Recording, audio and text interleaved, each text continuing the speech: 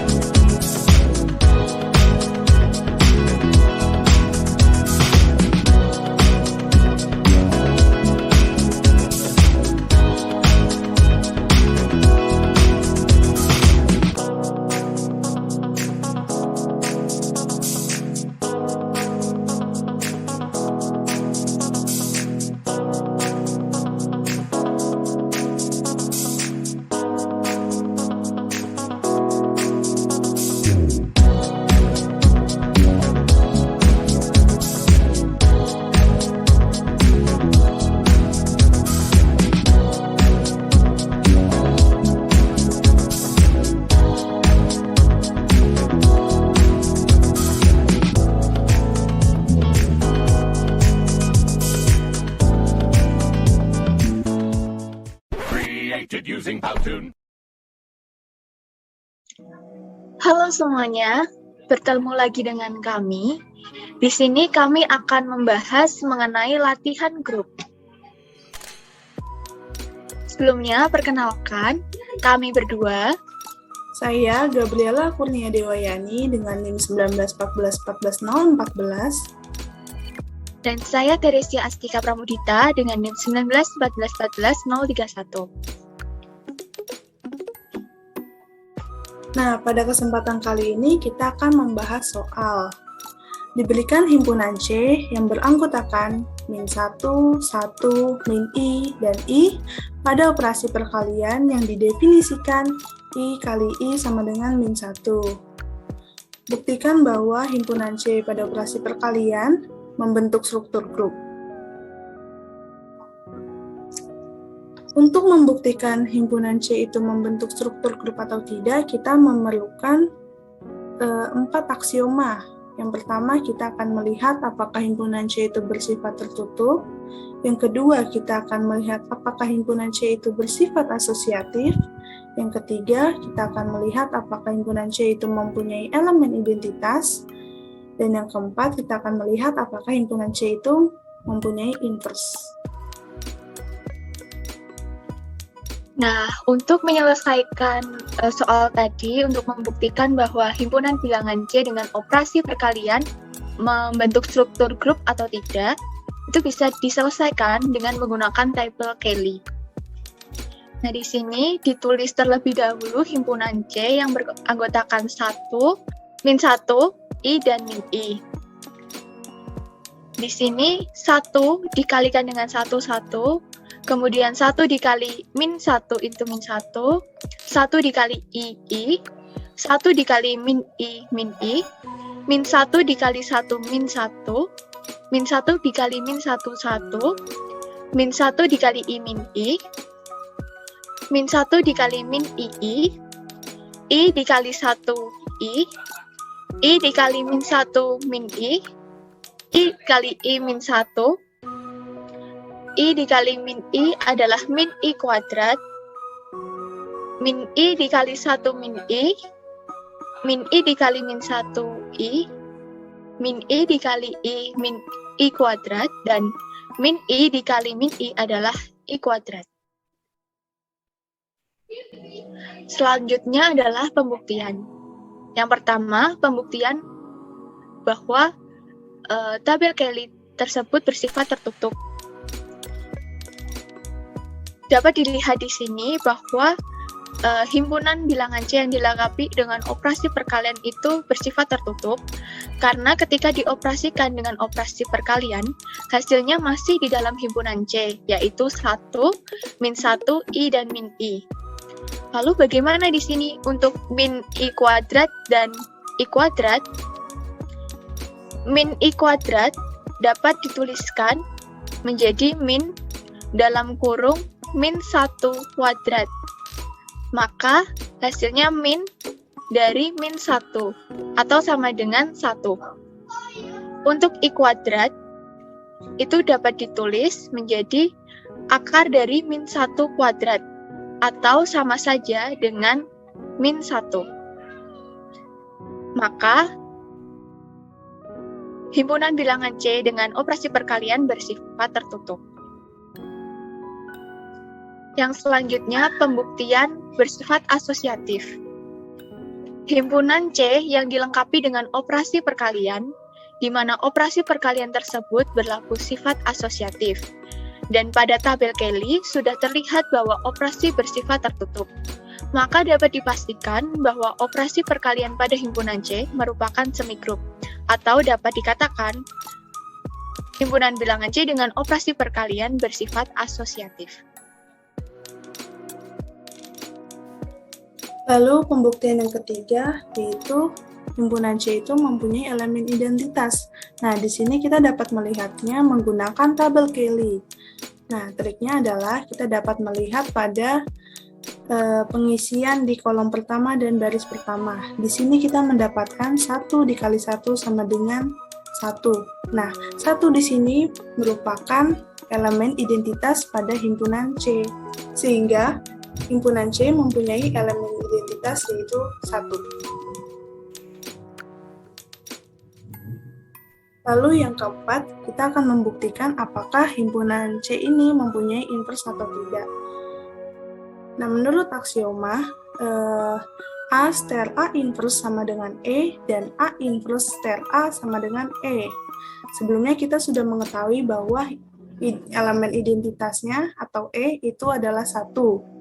Nah, untuk melihat apakah ia mempunyai elemen inverse, yaitu dengan titik-titik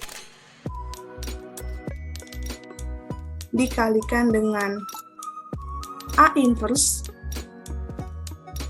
sama dengan 1. Dan A inverse dikalikan dengan titik-titik sama dengan 1. Nah, titik-titik ini kita isi dengan setiap anggota himpunan C.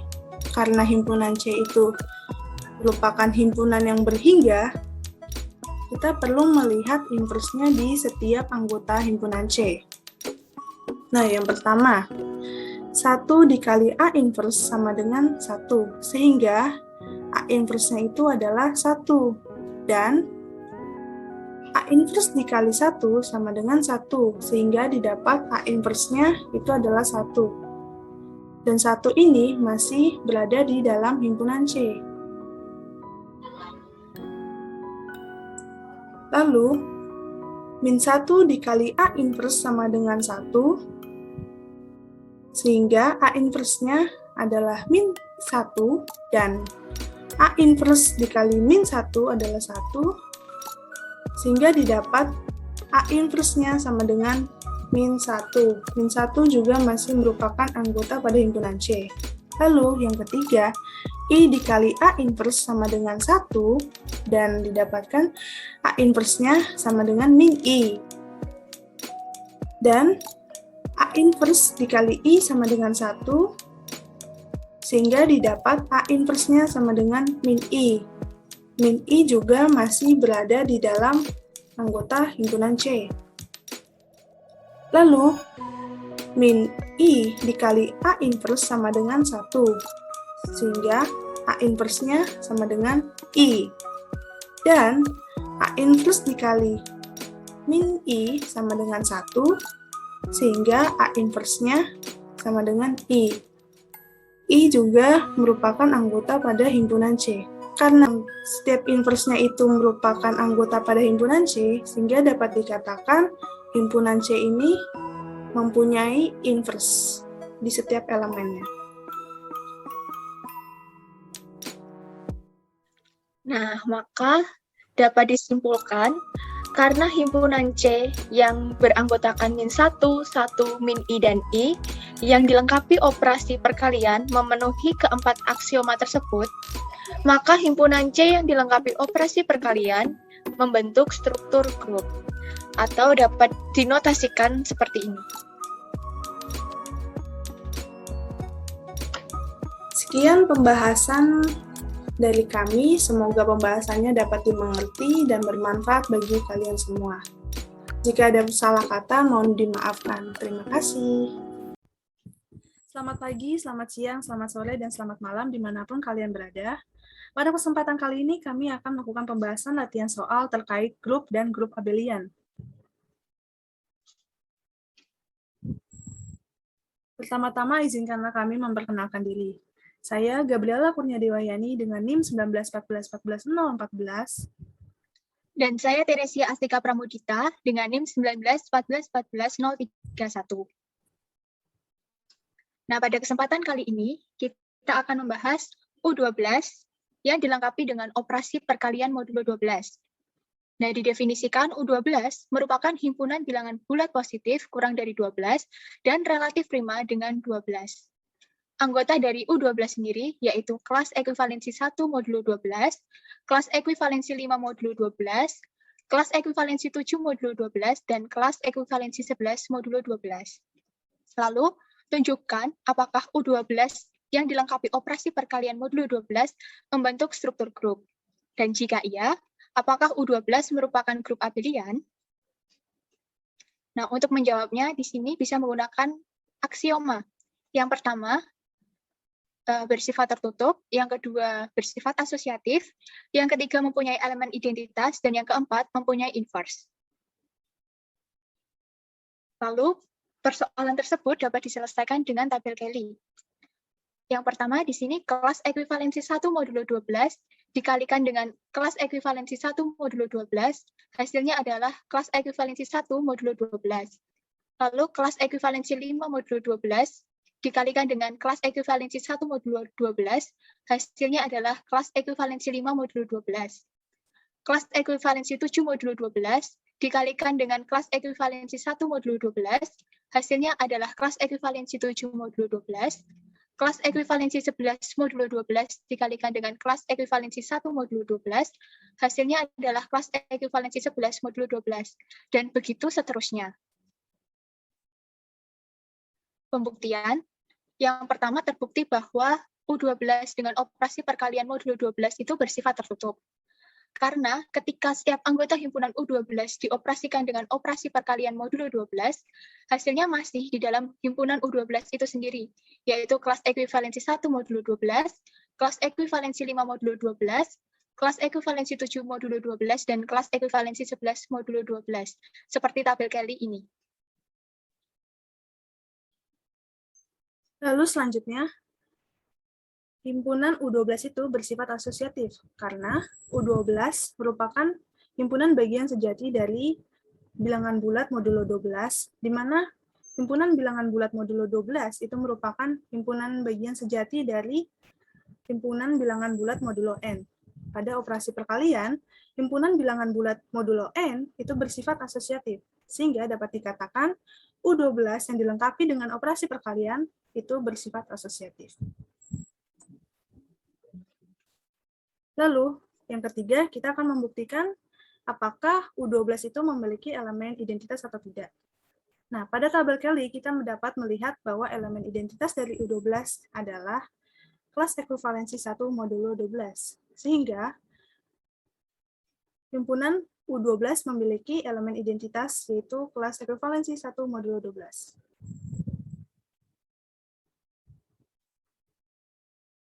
Lalu yang keempat, kita akan membuktikan apakah anggota himpunan U12 itu mempunyai invers atau tidak. Sebelumnya kita sudah mengetahui bahwa elemen identitasnya adalah kelas ekuivalensi 1 modulo 12. Lalu, setiap anggota pada himpunan U12 itu memiliki invers sebagai berikut. Kelas ekuivalensi modulo 12 diinverskan menjadi kelas ekuivalensi 1 modulo 12. Kelas ekuivalensi 5 modulo 12 diinverskan menjadi kelas ekuivalensi 5 modulo 12. Kelas ekuivalensi 7 modulo 12 diinverskan menjadi kelas ekuivalensi 7 modulo 12. Dan kelas ekuivalensi 11 modulo 12 diinverskan menjadi kelas ekuivalensi 11 modulo 12.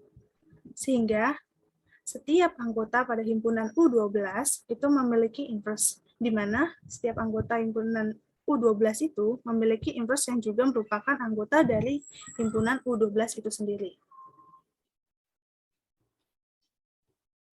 Jadi, karena himpunan U12 merupakan anggota kelas ekuivalensi 1 modulo 12, kelas ekuivalensi 5 modulo 12, kelas ekuivalensi 7 modulo 12, dan kelas ekuivalensi 11 modulo 12 yang dilengkapi operasi perkalian memenuhi keempat aksioma, maka himpunan U12 yang dilengkapi operasi perkalian membentuk struktur grup. Lalu apakah U12 merupakan grup abelian? Suatu grup merupakan grup abelian jika dan hanya jika grup tersebut bersifat komutatif.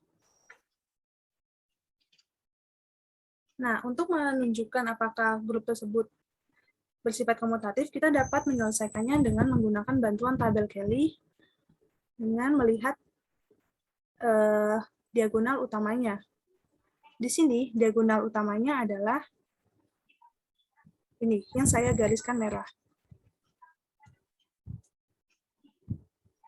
Nah, jika sesuatu dicerminkan dengan diagonal utamanya menghasilkan dirinya sendiri, maka ini akan bersifat komutatif.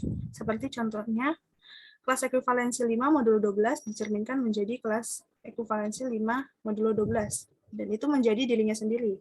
Lalu di sini juga menjadi dirinya sendiri, ini juga, lalu ini.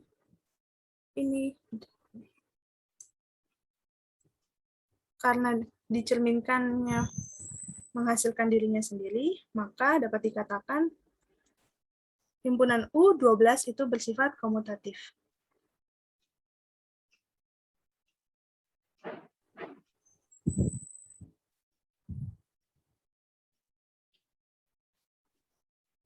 Jadi, karena himpunan U12 itu yang dilengkapi operasi perkalian tadi bersifat komutatif, maka dapat dikatakan U12 itu membentuk struktur abelian.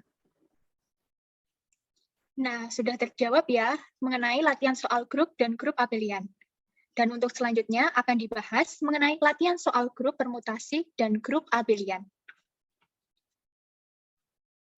Lalu untuk pembahasan selanjutnya, yang pertama, apakah SA dengan anggota himpunannya itu adalah θ1, θ2, θ3, θ4, θ5, dan θ6, dengan A-nya itu adalah 1, 2, dan 3, yang dilengkapi dengan operasi komposisi, apakah dia akan membentuk struktur grup atau tidak?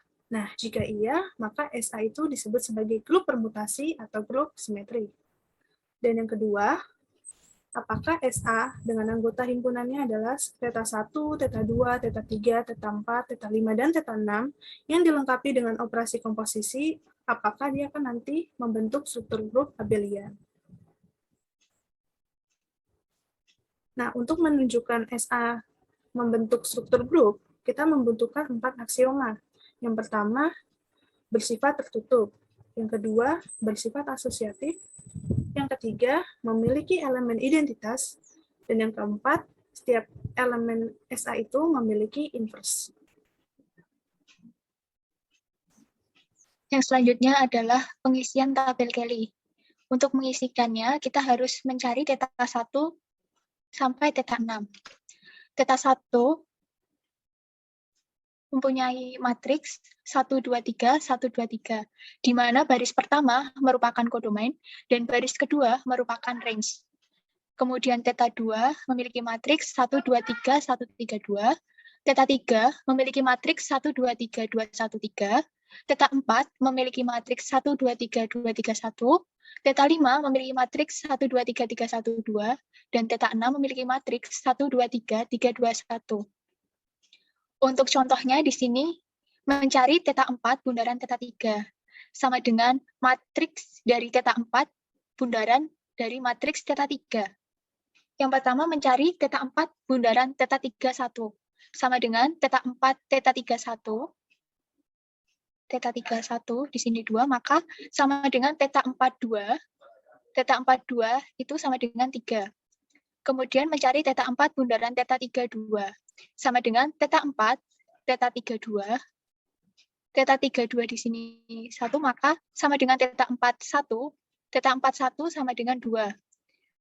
Selanjutnya mencari theta 4 bundaran theta 3, 3. Sama dengan theta 4, theta 3, 3. Maka sama dengan theta 4, 3 sama dengan 1. Diperoleh range-nya adalah 3, 2, 1. Maka matriksnya adalah 1, 2, 3, 3, 2, 1. Di mana matriks tersebut merupakan theta 6. Lalu yang selanjutnya untuk pengisian pada tabel Kelly. Nah, untuk pengisian pada tabel Kelly ini, kita harus melakukan operasinya itu dengan baris dikomposisikan dengan kolom. Nah, untuk baris yang pertama yaitu untuk theta 1. Di mana theta 1 bundaran theta 1 itu sama dengan matriks theta 1 dibundarkan dengan matriks theta 1. Dan nanti akan didapatkan hasilnya matriks 1, 2, 3, 1, 2, 3. Dan matriks ini merupakan matriks dari theta 1. Kemudian, theta 1 bundaran theta 2. Itu sama dengan matriks theta 1 bundaran matriks theta 2. Di mana hasilnya nanti akan didapatkan matriks 1, 2, 3, 1, 3, 2. Matriks ini merupakan matriks dari theta 2. Lalu, theta 1 bundaran theta 3. Sama dengan matriks theta 1 bundaran matriks theta 3. Nah, nanti akan didapatkan hasilnya matriks 1, 2, 3, 2, 1, 3. Di mana matriks tersebut merupakan matriks dari theta 3. Lalu, theta 1 bundaran theta 4. Di mana matriks theta 1 bundaran matriks theta 4. Akan didapatkan hasilnya matriks 1, 2, 3, 2, 3, 1. Nah, matriks tersebut merupakan matriks dari theta 4. Lalu, theta 1 bundaran theta 5. Sama dengan matriks theta 1 bundaran matriks theta 5. Akan didapatkan matriks 1, 2, 3, 3, 1, 2. Di mana matriks tersebut merupakan matriks theta 5.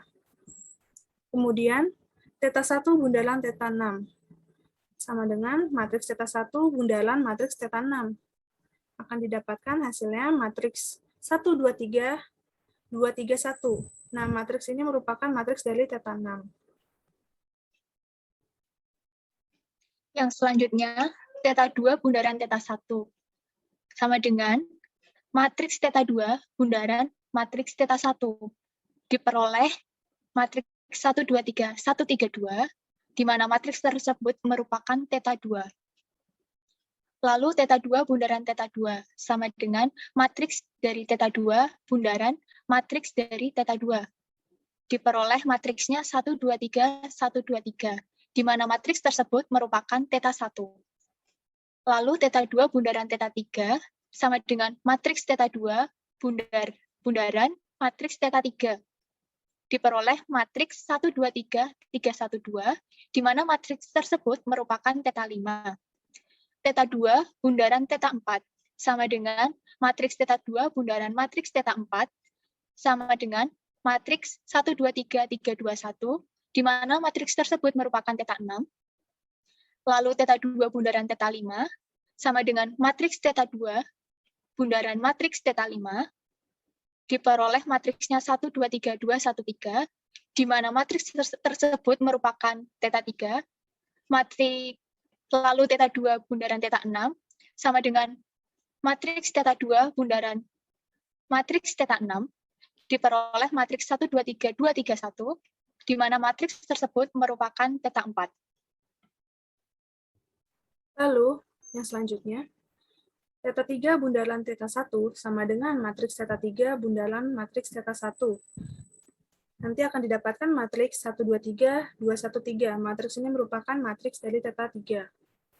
Kemudian, teta 3 bundaran teta 2. Matriks teta 3 bundaran matriks teta 2 sama dengan matriks 1, 2, 3, 2, 3, 1. Nah, matriks ini merupakan matriks dari teta 4. Lalu, teta 3 bundaran teta 3 sama dengan matriks teta 3 bundaran matriks teta 3. Nanti akan didapatkan matriks 1, 2, 3, 1, 2, 3. Nah, ini merupakan matriks dari teta 1. Lalu, teta 3 bundaran teta 4 sama dengan matriks teta 3 bundaran matriks teta 4. Nanti akan didapatkan matriks 1, 2, 3, 1, 3, 2. Dan matriks ini merupakan matriks dari teta 2. Lalu, teta 3 bundaran teta 5 sama dengan matriks teta 3 bundaran matriks teta 5. Nanti akan didapatkan matriks 1, 2, 3, 3, 2, 1. Nah, matriks ini merupakan matriks teta 6. Lalu, teta 3 bundaran teta 6 sama dengan matriks teta 3 bundaran matriks teta 6 sama dengan matriks 1, 2, 3, 3, 1, 2. Di mana matriks ini merupakan matriks dari teta 5. Selanjutnya mencari teta 4 bundaran teta 1 sama dengan matriks teta 4 bundaran matriks teta 1, diperoleh matriksnya 1, 2, 3, 2, 3, 1, di mana matriks tersebut merupakan teta 4. Lalu teta 4 bundaran teta 2 sama dengan matriks teta 4 bundaran matriks teta 2, diperoleh matriksnya 1, 2, 3, 2, 1, 3, di mana matriks tersebut merupakan teta 3. Lalu teta 4 bundaran teta 3 sama dengan matriks teta 4 bundaran matriks teta 3, diperoleh matriksnya 1, 2, 3, 3, 2, 1, di mana matriks tersebut merupakan teta 6. Lalu teta 4 bundaran teta 4 sama dengan matriks teta 4 bundaran matriks teta 4, hasilnya matriks 1, 2, 3, 3, 1, 2, di mana matriks tersebut merupakan teta 5. Lalu teta 4 bundaran teta 5 sama dengan matriks teta 4 bundaran matriks teta 5, diperoleh matriksnya 1, 2, 3, 1, 2, 3, di mana matriks tersebut merupakan teta 1. Lalu teta 4 bundaran teta 6 sama dengan matriks teta 4 bundaran matriks teta 6. Diperoleh matriksnya 1, 2, 3, 1, 3, 2, di mana matriks tersebut merupakan teta 2. Selanjutnya, teta 5 bundaran teta 1 sama dengan matriks teta 5 bundaran matriks teta 1, yang didapatkan matriks 1, 2, 3, 3, 1, 2. Matriks tersebut merupakan matriks dari teta 5. Lalu, teta 5 bundaran teta 2 sama dengan matriks teta 5 bundaran matriks teta 2. Akan didapatkan matriks 1, 2, 3, 3, 2, 1. Nah, matriks tersebut merupakan matriks dari teta 6. Lalu, teta 5 bundaran teta 3 sama dengan matriks teta 5 bundaran matriks teta 3, dan didapatkan matriks 1, 2, 3, 1, 3, 2. Nah, matriks ini merupakan matriks dari teta 2. Lalu, teta 5 bundaran teta 4 sama dengan matriks teta 5 bundaran matriks teta 4 sama dengan matriks 1, 2, 3, 1, 2, 3. Nah, matriks ini merupakan matriks dari teta 1.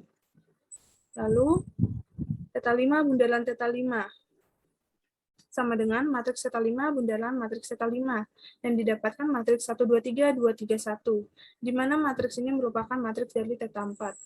Dan teta 5 bundaran teta 6 sama dengan matriks teta 5 bundaran matriks teta 6 sama dengan matriks 1, 2, 3, 2, 1, 3. Dan nanti matriks ini merupakan matriks dari teta 3. Selanjutnya dicari teta 6 bundaran teta 1 sama dengan matriks teta 6 bundaran matriks teta 1. Diperoleh matriksnya 1, 2, 3, 3, 2, 1, di mana matriks tersebut merupakan teta 6. Lalu teta 6 bundaran teta 2 sama dengan matriks teta 6 bundaran matriks teta 2. Diperoleh matriksnya 1, 2, 3, 3, 1, 2, di mana matriks tersebut merupakan teta 5. Lalu teta 6 bundaran teta 3 sama dengan matriks teta 6 bundaran matriks teta 3, diperoleh matriksnya 1, 2, 3, 2, 3, 1, di mana matriks tersebut merupakan θ4. Lalu θ6 bundaran θ4 sama dengan matriks θ6 bundaran matriks θ4, diperoleh hasilnya matriks 1, 2, 3, 2, 1, 3, di mana matriks tersebut merupakan θ3. Lalu θ6 bundaran θ5, sama dengan matriks θ6 bundaran matriks θ5.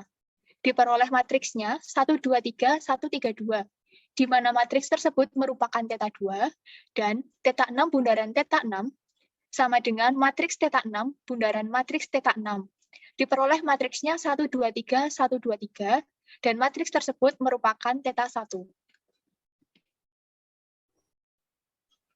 Lalu, setelah mendapatkan operasi bundaran tadi, kita dapat memasukkannya ke dalam tabel Kelly. Nah, di sini kami menggunakan bantuan tabel Kelly karena himpunan SA merupakan himpunan yang berhingga. Untuk cara pengisiannya itu sendiri, kita dapat menuliskannya dengan cara memasukkan hasil operasi θ1 bundaran θ1. Nah, hasilnya itu merupakan θ1. Lalu, θ2 bundaran θ1. Hasilnya merupakan θ2. Dan pengisiannya begitu juga selanjutnya. Sehingga didapatkan tabel Kelly seperti ini.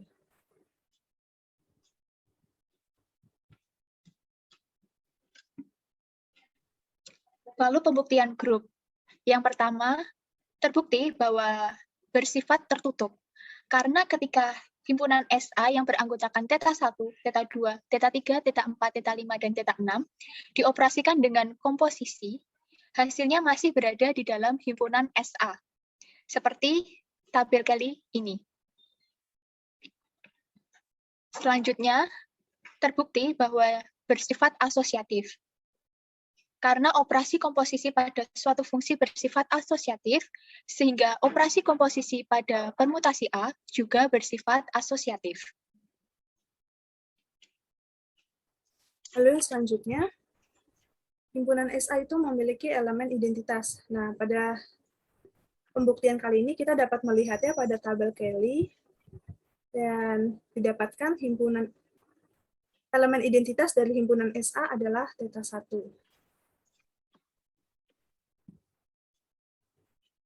Lalu, untuk membuktikan apakah setiap elemen pada SA itu memiliki invers atau tidak, kita dapat melakukannya dengan cara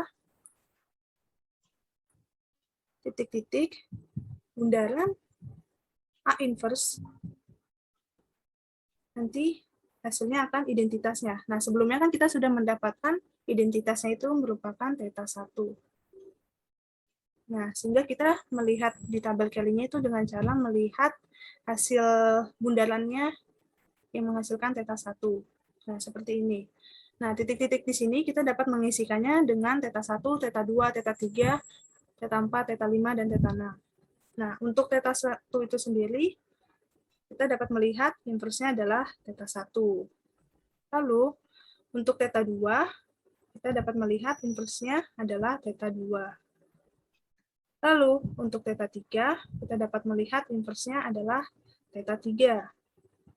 Kemudian, untuk θ4, kita dapat melihat inversnya adalah θ5. Kemudian, untuk θ5, inversnya adalah θ4. Dan untuk θ6, inversnya adalah θ6. Sehingga dapat dikatakan, himpunan SA ini anggota himpunan SA ini memiliki elemen inverse, di mana inverse-nya itu merupakan anggota dari himpunan SA itu sendiri.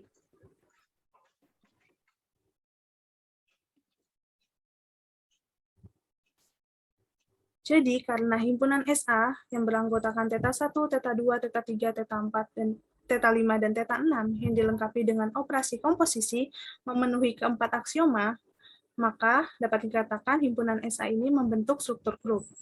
Sehingga SA dapat disebut sebagai grup permutasi atau grup simetri. Kemudian, apakah SA ini akan membentuk struktur grup abelian atau tidak? Suatu grup merupakan grup abelian jika dan hanya jika grup tersebut bersifat komutatif. Nah, dapat dilihat di sini bahwa yang di blok warna kuning merupakan diagonal utama. Kemudian dapat dilihat ada θ 4, jika direfleksikan hasilnya adalah θ 5. Kemudian θ 3, jika direfleksikan hasilnya adalah θ 6. Karena terdapat elemen ketika direfleksikan hasilnya bukan dirinya sendiri, maka himpunan SA yang dilengkapi operasi komposisi tidak berlaku sifat komutatif. Kesimpulan, jadi karena himpunan SA yang beranggotakan θ 1, θ 2, θ 3, θ 4, θ 5, dan θ 6 yang dilengkapi operasi komposisi tidak bersifat komutatif, maka himpunan SA bukan merupakan grup abelian. Sekian pembahasan dari latihan soal mengenai grup abelian, dan grup permutasi dari kami. Semoga pembahasan ini dapat bermanfaat bagi kita semua. Jika ada salah kata, mohon dimaafkan. Terima kasih.